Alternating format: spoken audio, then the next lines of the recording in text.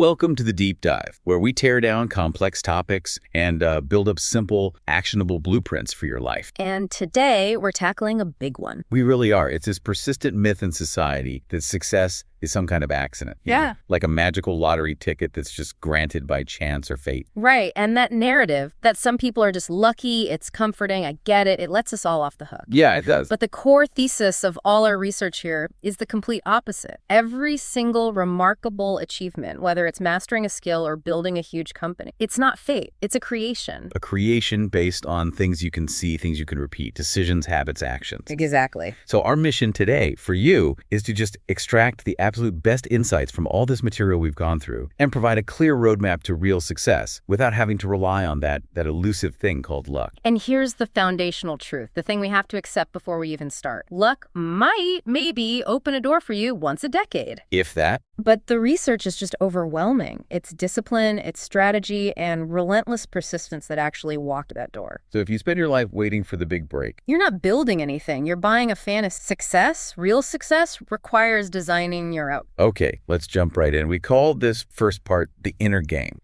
This is where it all begins. It's internal. It happens long before the world ever sees a single result. And it starts with the most crucial first step, that defining decision to win. And this isn't some motivational cheer you scream in the mirror. No. This is a quiet, unwavering commitment. It's that private moment where you just close the back door, you burn the boat. When someone decides to run a marathon, they decide that long before the first training run. Right, before the pain, before the work. When they launch a business, they decide to see it through before the first customer says no. You know, I think people really underestimate the cognitive load that decision removes. Say more about that. Well, if you tell yourself, I'll try my best, you've already given yourself permission to quit when it gets hard. You've left the back door open. Exactly. So your mind is constantly arguing with itself. Should I keep going? Is this too difficult? Whereas when you make that deep, non-negotiable decision, I'm in this until I win no matter what, it just frees up so much mental energy. That clarity sharpens your focus, and it gives you strength against all the fear and the criticism that you know is coming. And fear is the next big piece, isn't it? You can't execute on that decision if you don't have unshakable self-belief. Right. And we hear that belief is, something you're born with, but the data just confirms it's something you build, like a muscle. A dense muscle. A dense muscle. If you don't believe you can do it, you won't even start. And if you try without real belief, you'll just quit at the first sign of trouble. So how do you build it? It's not about these massive leaps, is it?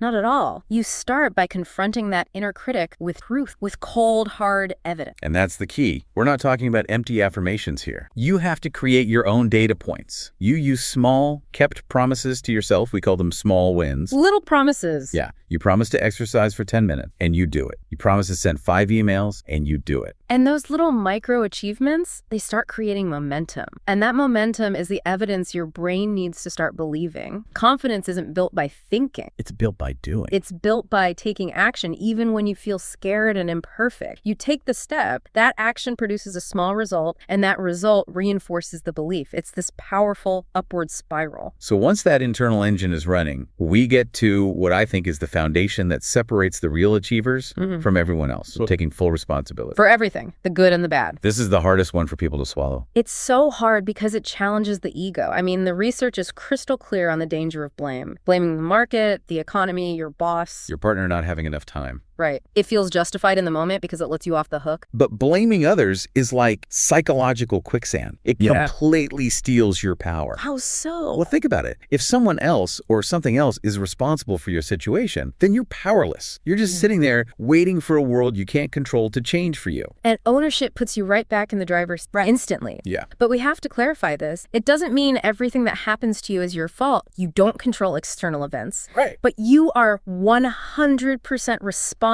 for how you respond to them. You don't control the storm, but you absolutely control your ship. Let's use that job loss example from the source. It was so stark. Perfect. You have two people, they lose their jobs, same day, same industry downturn. Person A blames the economy, blames their old boss, and just spends 6 months angry. Bitter, watching TV, waiting for the job market to magically get better. Exactly. Yeah. And person B takes ownership. They acknowledge the setback, but they say, okay, I am responsible for my next move.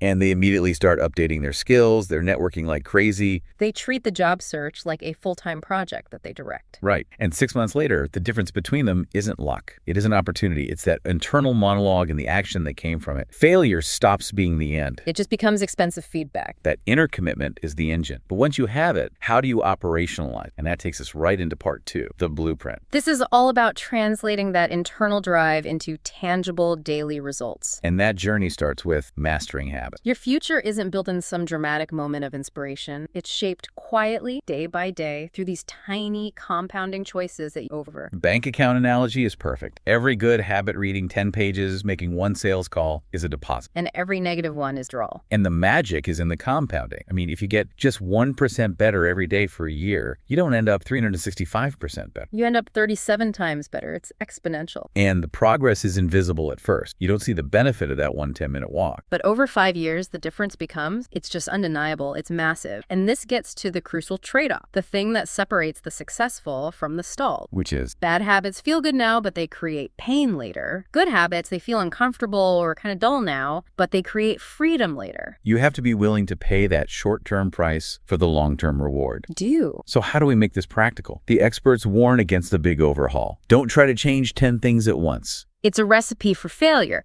Instead, you identify 1 or 2 keystone habits. The habits that, when you do them, they just automatically make other good things easier. Like a morning workout or tackling your hardest task first thing? For many people, yes. And critically, you have to design your environment for success. Relying on willpower alone is a fool's errand. It's exhaustible. Totally. So if you want to read more, put the book on your pillow. If you want to stop scrolling social media, delete the apps off your home screen. Make the right thing easy and the wrong thing hard. You set yourself up to win automatically. And designing that environment flows right into the secret weapon of lasting achievement. Consistency, not intensity. Oh, this is so important. You see people sprint for 2 weeks, they burn out, and they quit. The winner is the person who just shows up every single day, regardless of how they feel. The heavy flywheel analogy is so good for this. Explain that. You've got this massive, solid iron wheel. The first few pushes are just agonizing. It barely moves. Right. It feels pointless. But that consistent daily effort, it builds this unstoppable momentum until eventually the turning becomes almost effortless. That daily friction is the cost of entry for momentum. And because we're all human, we're going to stumble. Inevitably. Which is why there's that crucial rule to maintain momentum. Never miss twice. If you fall off track today, you skip the gym, you eat poorly, fine, acknowledge it, but you absolutely must get back on track tomorrow. That one single act prevents a small stumble from turning into a total collapse of your identity. Absolutely. So that brings us to how we deploy all this effort. We have to outwork, but also work smart. Because hard work alone isn't enough. You can grind for 20 hours a day and stay completely stuck if you're pointing your car in the wrong direction. Or just focusing on low-leverage activity. Working smart starts with radical clarity. Before you dive into your email or your to-do list, you have to ask that one question. If I could only accomplish one thing today, what would make the biggest difference? And you put your best energy there first. And working smart also means finding leverage, getting the maximum result from every bit of effort. And this is mainly in 2 areas: automating repetitive tasks and delegation. And delegation isn't just passing off annoying tasks. No, it's about building repeatable systems and training others so the result gets achieved without requiring your personal attention every single time. A strategic winner also knows that rest isn't the reward you earn after the work. It's preventative maintenance that makes the work possible in the first place. They're disciplined about recovery. They know when to sprint and when to pause because burnout is the ultimate enemy of consistency. That's so true. If you sacrifice your sleep for a week, you're not more productive. You're just paying a productivity debt later on. The quality of your work is directly tied to quality rest. Let's shift now to part 3, the edge. These are the strategies that make sure you don't just achieve success once, but you keep it and accelerate it in a world that's always changing. The single greatest competitive advantage today isn't talent or connections or even money. It's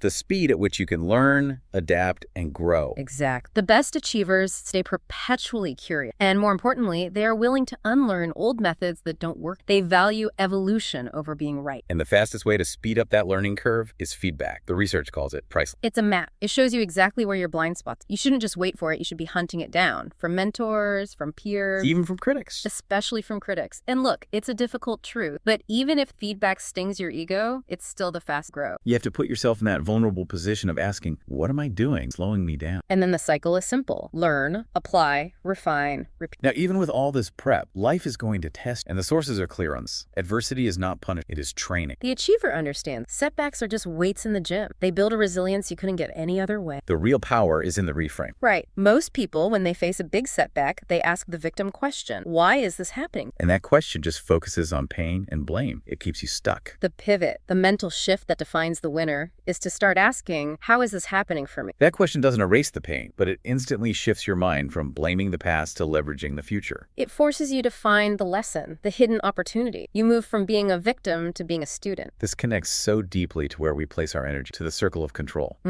Stress and stagnation are almost always symptoms of focusing on the uncontrollable. Luck, the past, what other people think, the global economy. All of it. The sources make this so liberatingly clear. There are only two circles in your life: things you can't control and things you can. Your effort, your response, your choices, your attitude. Your preparation. Yeah. Winners live strictly in that second circle. So if you find yourself stressing, you have to ask that immediate question: can I directly influence right now? And if the answer is no, you redirect that wasted energy back to meaningful action inside your circle of control. It saves so much mental and emotional fuel. Finally, in this section, we have to talk about the power of your environment. We just become a reflection of the company we keep. Energy is contagious. Your environment will either pull you up toward your goals or it will drag you down into mediocrity. There's really no middle ground. You have to be incredibly intentional about this. You do. You have to distance yourself, kindly but firmly, from negativity, from people who complain all the time or settle for less. That energy just drains your tank. And instead, you have to seek out people with a winning mindset, people who are hungry, who are learning, who are taking bold action. People who demand more from themselves than you would ever demand from them. Your circle should challenge you and elevate your standards, not just comfort you where you are. Okay, let's move into our final section, part 4, the legacy. This is about making sure your achievement isn't just a fleeting thing, but something lasting and meaningful. And it all starts with this simple principle: create value that can't be ignored. The world rewards value created, not effort, not desire. Right. If you want lasting success and financial reward, you have to relentlessly focus on solving painful problems for other people or meeting their deep needs. Money is just a byproduct of that. It's the receipt for the value you contribute. And if you chase the receipt, it's elusive. If you chase creating massive value, the reward just follows. Creating that value means developing rare and relevant skills, but it also means being exceptionally reliable. You have to be the person who shows up prepared, who goes the extra mile, and who brings solutions, not just problems. In a world full of inconsistency, reliability is a rare and highly compensated skill. And as you build that value, you have to internalize this next instruction: win quietly and let the results speak. The analysis warns so strongly against constantly announcing your goals on social media. That is that. Because that external validation, it gives you a false sense of accomplishment. It actually steals the internal motivation you need to do the hard, boring, necessary work. It's a dopamine hit without the effort. Exactly. And the other part is that moving in silence shields you from all the criticism and doubt that surrounds any ambitious goal. True success is built over years of quiet, heads down, consistent work that eventually just becomes so undeniable that people can't argue with it. They can argue with your words, but they cannot argue with the result. And when success does come, you have to learn how to scale it without losing yourself. This is the achievement trap. So many people climb to the top only to realize they sacrifice their peace, their relationships, their values to get. Scaling requires extreme clarity. You have to define the vision that success is supposed to support, not let success become the vision. And it requires building systems, delegating, training people, automating processes. So that your impact can expand without consuming every hour of your life. You have to maintain the foundational habits that got you there in the first. Success is a process. It's not a finish. And the final layer of this whole journey is legacy. The story people tell about you, the impact you leave behind. And it's built daily. Through your actions, your words, your choice, not some single final event. Legacy means living with purpose, sharing the wisdom you gain from your struggles, and most importantly, setting a living example. If you want to inspire courage in others, you have to live courageous. That influence lasts. So this deep dive, it really reinforces these major pillars of achievement. It starts with that inner decision, which you translate to strategic, consistent action. And you maintain the edge through relentless learning and total ownership. Right.